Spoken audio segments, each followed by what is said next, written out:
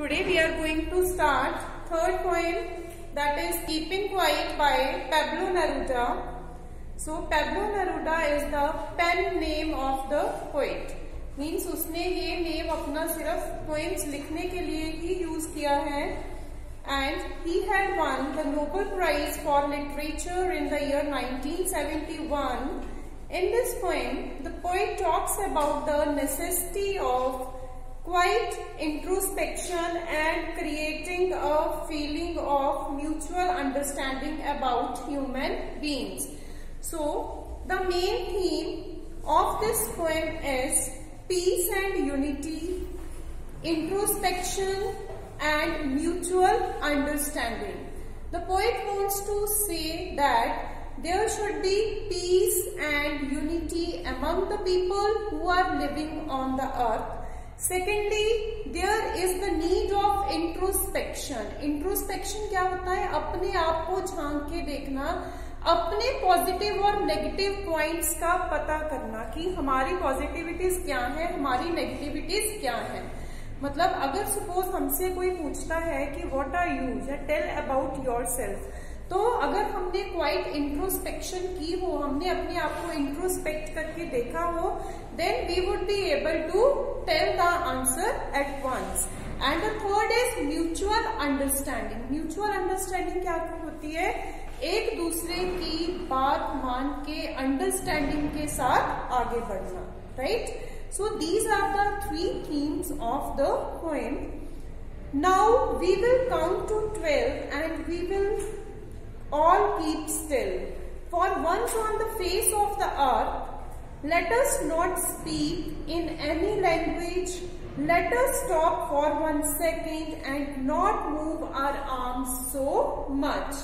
So the poet says that it would be for once on the face of the earth means on the surface of the earth. कि इस अर्थ पे ऐसा पहले कभी नहीं हुआ होगा.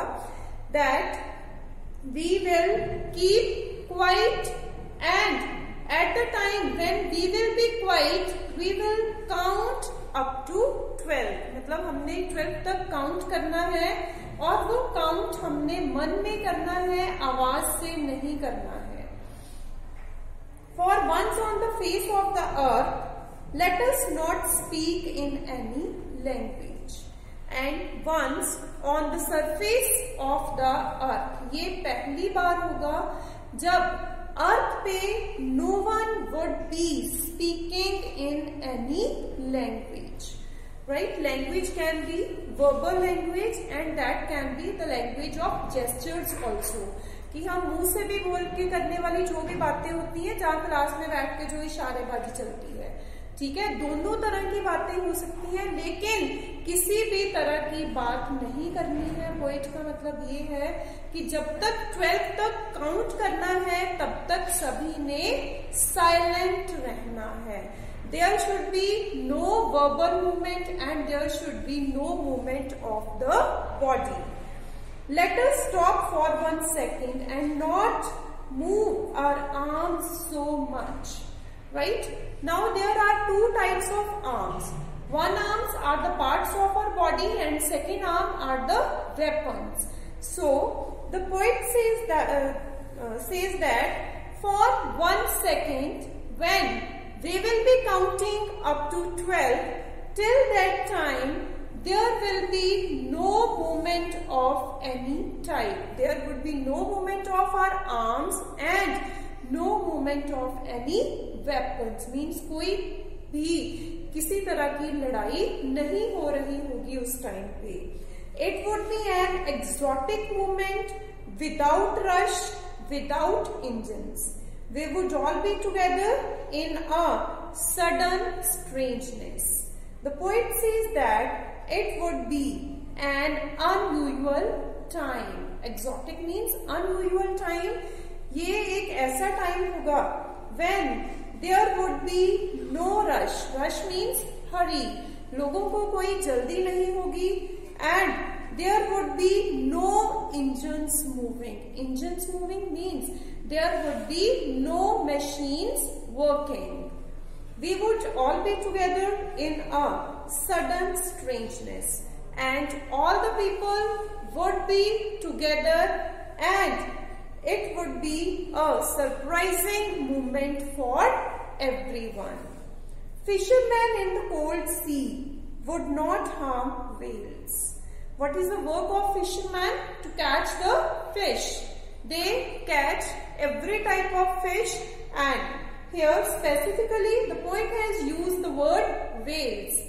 So the poet meant to say that the fishermen who catch the fish, they harm the fish. जो fish को पकड़ते हैं वो क्या है? That is a type of harm to the fish. क्योंकि जब fish को पानी से बाहर निकाल दिया, the life of fish is over. उनकी जिंदगी वहीं पे खत्म हो जाती है. तो वो टाइम जब फिशरमैन फिश को नहीं पकड़ रहे होंगे, उतना टाइम फिश को ज्यादा मिलेगा अपनी जिंदगी जीने के लिए. And the man gathering salt would look at his hurt hands. और at the bank of the sea, जो sea beach होते हैं, वहां पे salt इकट्ठा हो जाता है. ठीक है, you all know that sea water is salty. तो जो वहां पे salt इकट्ठा हो जाता है, then the men who do the work of gathering the salt, their hands get hurt with that salt. Salt को ऐसे बार बार, suppose it is the surface of land, तो ऐसे बार बार सॉल्ट इकट्ठा करने से क्या होता है? हाथों में जख्म हो जाते हैं. So at that time period when they would be doing nothing, they will see their hurt hands. उनको टाइम मिलेगा अपने हैंड्स को देखने का. Those who prepare green wars, wars with gas, wars with fire, victory with no survivors, would put on clean clothes and walk about with their brothers in the shade doing nothing. Now, there are three types of wars mentioned by the poet here. One is green war. Green war is the war against the environment. Environment के against कौन सी war है? कि environment is getting polluted. Environment को pollute किया जा रहा है, लोग पॉलीथीन प्लास्टिक से पॉल्यूट कर रहे हैं, जहां पेड़ों को काटा जा रहा है. Right. Second is wars with gas. Wars with gas and wars with fire, ये कौन सी है? द वर्ल्ड वॉर्स, और you can say the wars at the border. किसी भी तरह की वॉर हो, whether it is green war और it is the war with gas or it is the war with fire, but no survivors are left. ठीक है, चाहे कोई कंट्री जीतता है, चाहे कोई कंट्री हारता है. ऐसा तो नहीं है कि अगर इंडिया सपोज जीतता है और पाकिस्तान हार गया तो पाकिस्तान की जो आर्मी है वो पूरी की पूरी खत्म हो गई और इंडिया के सभी बच गए. नहीं, इंडिया के भी बहुत से जो आर्मी मैन है वो मरते हैं बॉर्डर पे. ठीक है, तो उसमें फिर ये नहीं है कि हम उस विक्ट्री को सेलिब्रेट नहीं कर सकते हैं, क्योंकि जिनके घर में डेथ्स होती हैं, those people are not able to celebrate the victory, whether it is the victory of the country. चाहे कंट्री की विक्ट्री हो, लेकिन उनके घर में तो लॉस हुआ है. सो किसी भी तरह की वॉर हो, उससे हमें फायदा नहीं होता है. So the poet says that the people who make wars, they need to put on clean clothes. उनको war की बजाय क्या करना चाहिए? उनको clean clothes डाल के and walk about with their brothers, और उनको अपने ब्रदर्स के साथ, मीन्स जो बाकी लोग हैं जिनके साथ वो लड़ाई कर रहे हैं, उनके साथ हाथ से हाथ मिला के चलना चाहिए.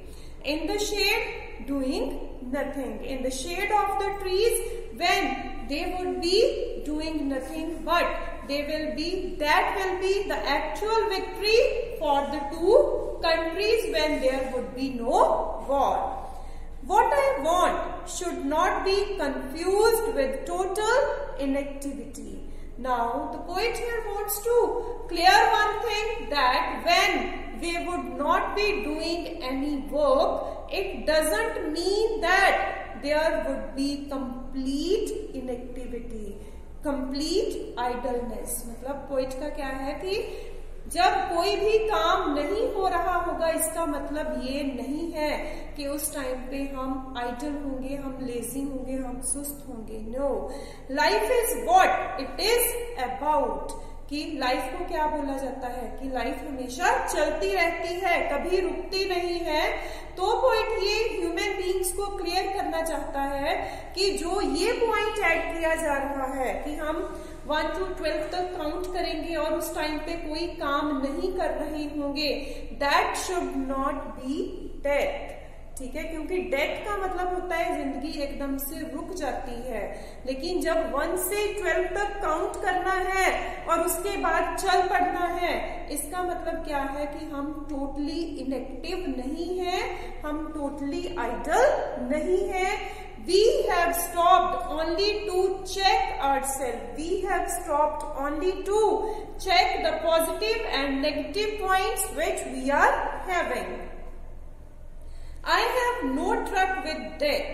The poet says that I have no association with death when I say that we will count up to 12.